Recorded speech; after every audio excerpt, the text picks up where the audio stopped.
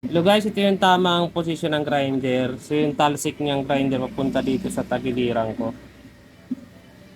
Ito yung isang posisyon na tuturo ko sa inyo ng actual. Testing natin guys.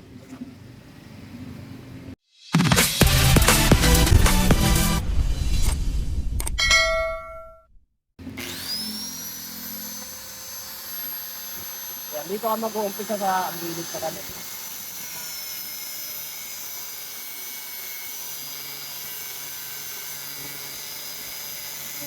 Yan. Tapos yung isa guys, yung isang posisyon naman ganon, pa kabila.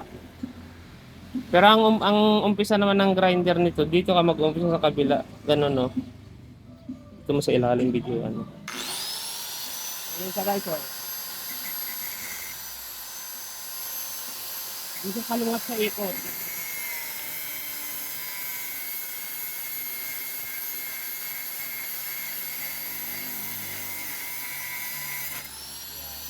Ito, hindi pwedeng gamitin ng pagamin guys ha. Nalalaban yan. Ito, kahit saan, pwede mag-umpisa doon, pwede na dito. Ayun, yun lang naman, short tips lang.